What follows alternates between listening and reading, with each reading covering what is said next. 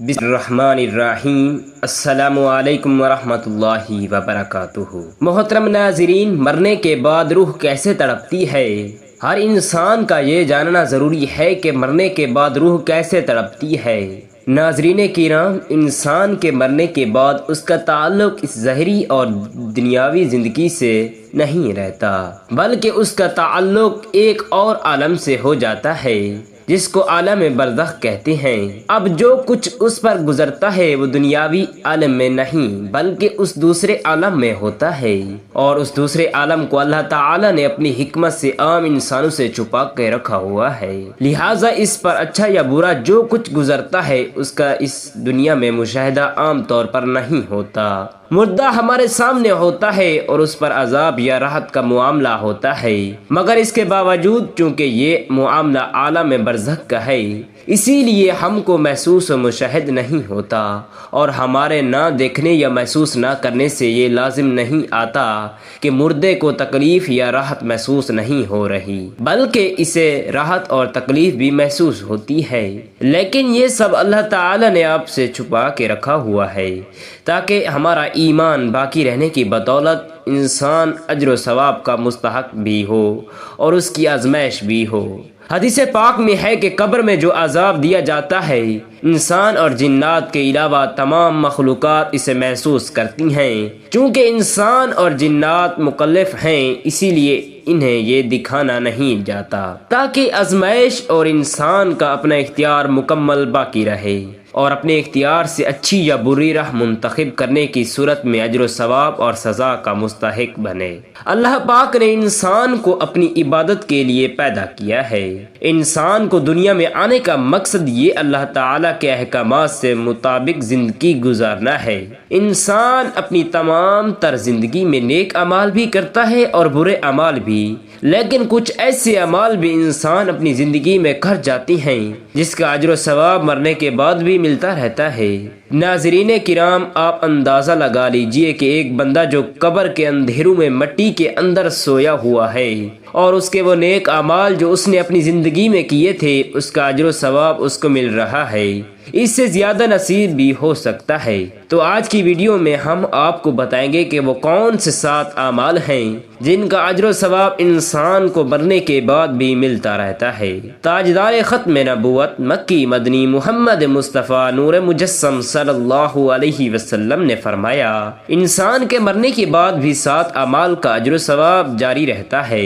صحابہ کرام نے پوچھا، یا رسول اللہ صلی اللہ علیہ وسلم، وہ اعمال کون سے ہیں؟ ہمیں تو بتائیے تاکہ ہم بھی وہ اعمال اپنی زندگی میں کر سکیں۔ تو حضور نبی کریم صلی اللہ علیہ وسلم نے فرمایا، وہ 7 اعمال جی ہیں۔ نمبر 1، کسی کو علم سکھایا ہو۔ ناظرین کرام، علم حاصل کرنے کو ہمارے پیارے مذہب نے بہت اہمیت حاصل دی ہے، جس کا اندازہ آپ ان حدیثوں سے لگا سکتے ہیں۔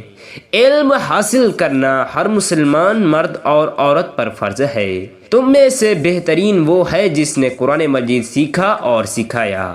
علم حاصل کرو، تمہیں چین ہی کیوں نہ جانا پڑے۔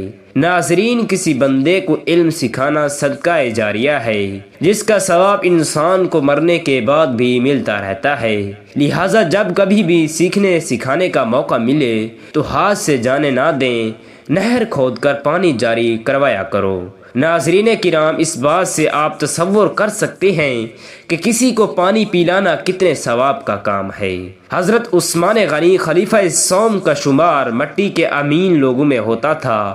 آپ نے اس یہودی سے پانی کا کنواں خرید کر لوگوں میں وقف کر دیا جس کا پانی وہ یہودی بیچا کرتا تھا۔ ناظرین، پانی دینے والے بنی ناکے بند کرنے والے اور بند کرنے والا کون تھا؟ یزید۔ نمبر 3، پانی کا کنواں بنوایا۔ اس شخص کو بھی مرنے کے بعد قبر میں ثواب ملتا رہتا ہے۔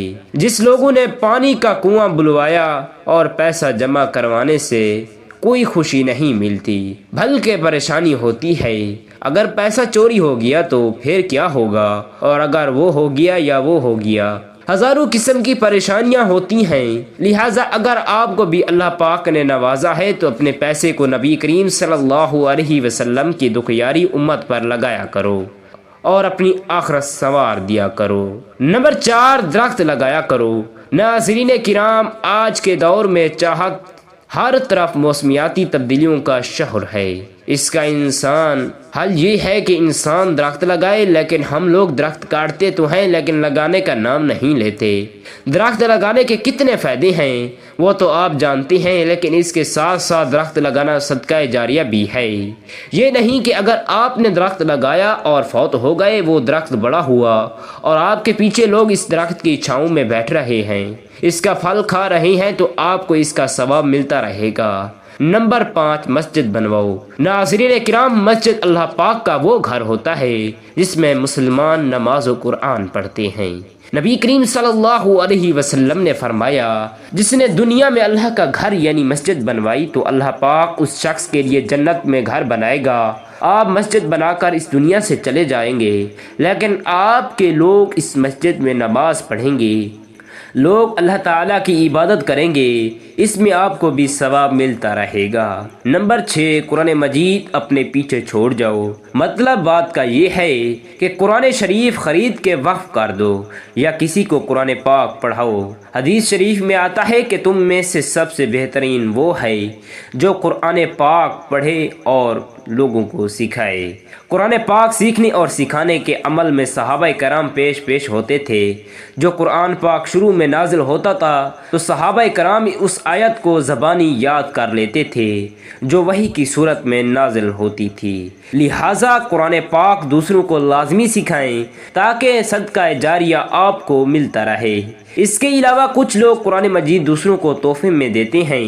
यकीन करें, इससे बड़ा कोई तोहफा नहीं हो सकता। जब वो शख्स इस कुरान मजीद की तिलावत करेगा तो उसका सवाब आपको भी मिलता रहेगा। अपनी आमदनी का कुछ हिस्सा अल्लाह पाक की राह में लाजमी खर्च किया करें और कुरान मजीद खरीद कर मस्जिद में दिया करें। नंबर 7, अपने पीछे नेक औलाद छोड़ जाओ जो उस शख्स के मरने के बाद भी उसके लिए मग़फ़िरत की दुआ करें। नाज़रीन, प्यारे आका मोहम्मद मुस्तफ़ा सल्लल्लाहु अलैहि वसल्लम ने इरशाद फरमाया कि मेरी उम्मत के कुछ लोग होंगे जो मरेंगे तो गुनहगार थे, लेकिन जब क़यामत के दिन को उठेंगे तो पहाड़ जितनी नेकियां लेकर उठेंगे। सहाबा कराम ने पूछा, या रसूल अल्लाह सल्लल्लाहु अलैहि वसल्लम, ऐसे किस तरह होगा? तो आप सल्लल्लाहु अलैहि वसल्लम ने प्यारे लफ्ज़ों में इरशाद फरमाया, उनकी औलाद उनके पीछे इतनी दुआएं करेंगे कि इन्हें इस दुआ के सदके अल्लाह पाक इनके गुनाहों को नेक आमाल में बदल देगा। तो नाजरीन, ये थे 7 अमाल जिनके करने वाले को मौत के बाद भी अजर मिलता रहेगा। लेकिन इस तरह कुछ गुनाह भी ऐसे होते हैं जिनका गुनाह मरने के बाद भी मिलता रहता है, और जब इंसान अपने पीछे बुरी औलाद को छोड़ जाता है तो इंसान को मरने के बाद भी अजाब मिलता रहता है और कब्र में भी अजाब मिलता रहता है और आखिरत में भी जहन्नम में डाल दिया जाता है। इसके लिए पुल सिरात का रास्ता भी मुश्किल हो जाता है। लिहाजा अपने पीछे अपनी औलाद की ऐसी तरबियत करें जो आपके मरने के बाद भी आपकी बख्शिश की दुआ करें। अल्लाह पाक हम सबको ऐसे गुनाहों से बचने की तौफीक अता फरमाए। नाज़रीन, अल्लाह पाक से दुआ है कि अल्लाह पाक हमें इन तमाम अहदीस पर अमल पैरा होने की तौफीक अता फरमाए। आमीन या रब्बुल आलमीन। नाज़रीन किराम, कमेंट बॉक्स में अल्लाह पाक और नबी पाक सल्लल्लाहु अलैहि वसल्लम के 99 नामों में से एक नाम ज़रूर कमेंट करें। शुक्रिया।